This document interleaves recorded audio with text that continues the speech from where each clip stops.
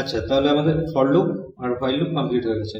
এবার for loop while loop সাধারণত আমরা অ্যারের ক্ষেত্রে ইউজ করি না। অ্যারের মধ্যে ইউজ করার জন্য আমাদের স্পেশাল একটা লুপ দেওয়া আছে। ওকে, তো সেই লুপটা এখানে দেখানোর জন্য আমি একটা সেপারেশন তৈরি করবো যাতে বুঝতে সুবিধা হয়। একটা এরকম স্ট্রিট লাইন দিয়ে দিই, এখানে স্ট্রিট লাইন থাকলে এরপর থেকে দেখবো। তো এই যে কালার্স যেটা ছিল, এই কালার্স এর উপরেই অ্যাপ্লাই করছি। তো আমাদের আজকের যে লুপটা, সেই লুপটা হলো ফর ইচ। ওকে, দেখো লেখার পদ্ধতি সেম, সব কিন্তু সেম। যত লুপ দেখছো, যত ইফ এলস দেখছো, লেখার পদ্ধতি সেম।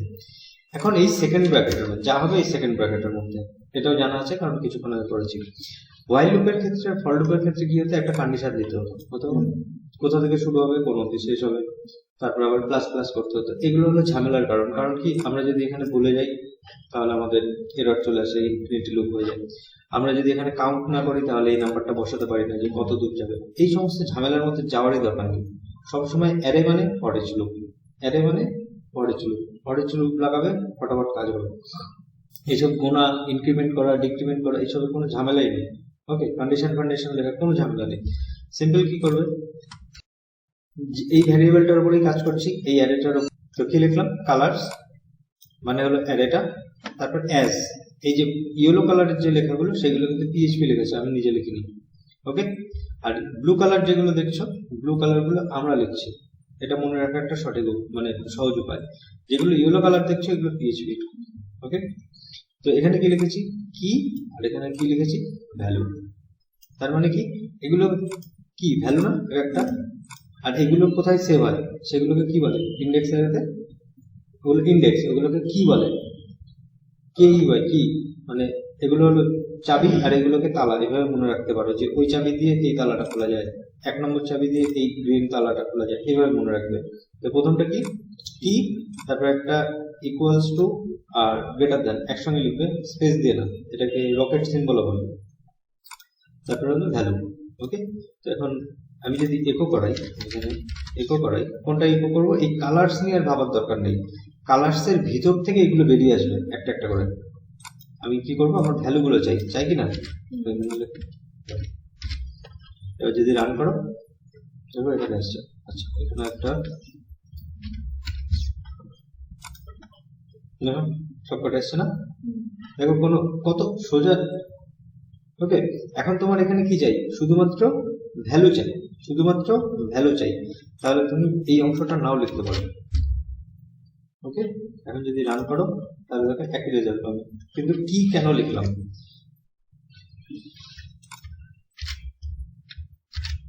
কেন এটা লিখলাম, যদি আমার প্রয়োজন হয় এই নাম্বারগুলো যে কোন নম্বরে কি এলিমেন্ট আছে সেগুলো আমরা এইভাবে লিখে দিতে পারবো, $KEY।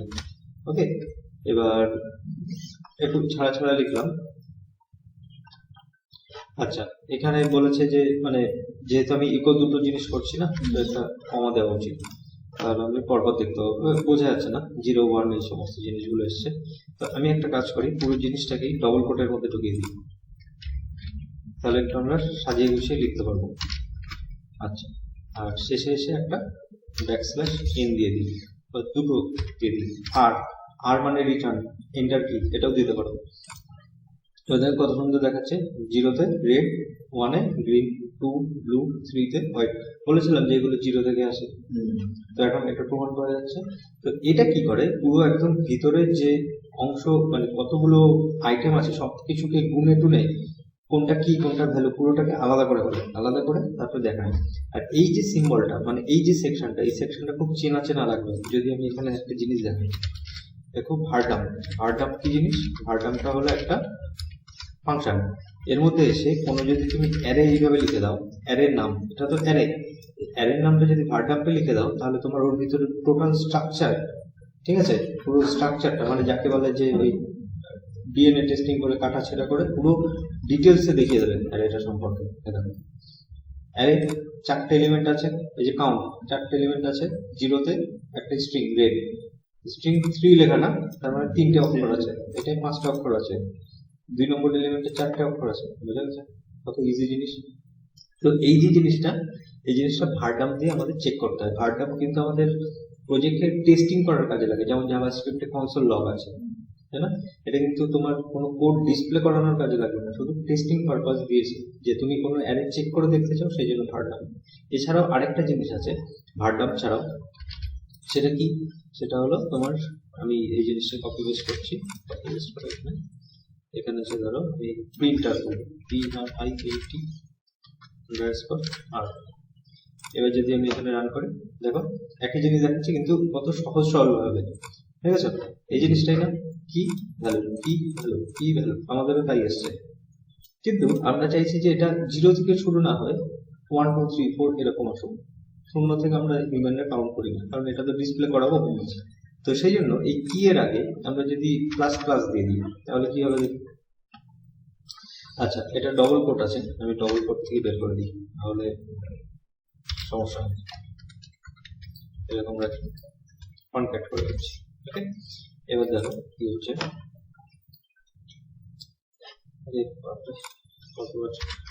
এই হলো ঝামেলা, বারবার কনক্যাট করতে হয়। এবার কি এসছে 1 2 3 4। এবার এই বিষয়টা কি হলো, এই বিষয়টা এখানে কি আসছিল, 0 আসছিল না?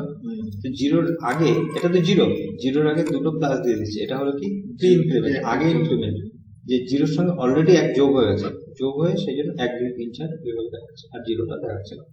তো এই গেল তোমার ভারডাম আর প্রিন্টার কিভাবে টেস্টিং করে কোনো অ্যারেকে। আর 2 নম্বর কি, 2 নম্বর হলো ফর ইচ কিভাবে আমরা কাজে লাগাতে পারি। এটা হলো ফর ইচ। তোমার যদি কি পছন্দ না হয়, যদি কি প্রয়োজন না হয়, তাহলে তুমি কি লিখবে না, শুধু ভ্যালু লিখবে। এবার প্রশ্ন হলো যে কি আর ভ্যালু এরকমই কি লিখতে হয়? না, এরকম লিখতে হয় না। জেনারেলি আমরা কি করে থাকি, এই যে কি ভ্যালু এইভাবে না লিখে যদি তুমি লেখো কোনো আপত্তি নেই, কিন্তু বোঝার সুবিধার্থে আমি সাধারণত এভাবে লিখি কালার। এবার বলবে যে কালার আবার কি জিনিস। কালার হলো সাধারণত যখন অ্যারে তৈরি করা হয়, কিছুক্ষণ আগে কি বলেছিলাম যে যেহেতু একাধিক কালার একাধিক এলিমেন্ট, সেই জন্য কালার্স প্লুরাল ইংলিশে। আর এখান থেকে প্রত্যেকটা এলিমেন্ট মানে একটা একটা রং বের করে আনতে চাইছি না, সেই জন্য এটাতে লিখেছি কালার। আর এটা যদি সেই গাড়ি যেটা ছিল কার্স, যদি এটা থাকতো তাহলে এখানে কি লিখতাম, কার্স অ্যাজ কার। কত সিম্পল। আমি কিন্তু অনেক ছোট করার চেষ্টা করছি যাতে মনে থাকে, ঠিক আছে? এত সহজ সরল ভাবে কিন্তু তুমি পাবে না সব জায়গাতে। এবার এর সঙ্গে তুমি কিছু কিছু ফাংশন অ্যাড করতে পারো, যেমন নেক্সট দিন থেকে আমরা ফাংশন শিখবো। ধরো এরকম লিখতে পারো তুমি ইউসি ফার্স্ট বলে একটা তোমার ফাংশন আছে, এটাকে যদি তুমি এখন রান করো, দেখো প্রথম অক্ষরগুলো বড় হয়ে গেছে। ওকে, অথবা তুমি যদি এরকম লেখো str, এগুলো তো ইনবিল্ট দেওয়া আছে না, সবকটা বড় হতে হবে। তাহলে এর মধ্যে এই অল্প অল্প করে জিনিস অ্যাড করতে হবে, পুরোনো যেগুলো হয়ে গেছে। ওকে, শুধু পার্টিকুলার যেটা শিখছি সেটাই প্র্যাকটিস করতে হবে, এমন না, পুরোনো জিনিসগুলো একটু একটু করে মিক্স করতে হবে।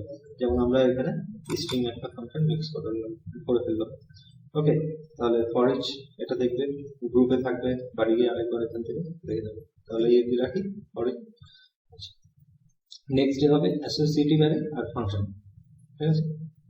এগুলো যদি পড়ে আসো, যদি এক্সাম্পল করতে দেবো, যদি কাজ করতে পারো তবেই হবে, নাহলে কিন্তু হবে। ইমেল চেক করবে, ওখানে কোশ্চেন দেওয়া আছে কিছু।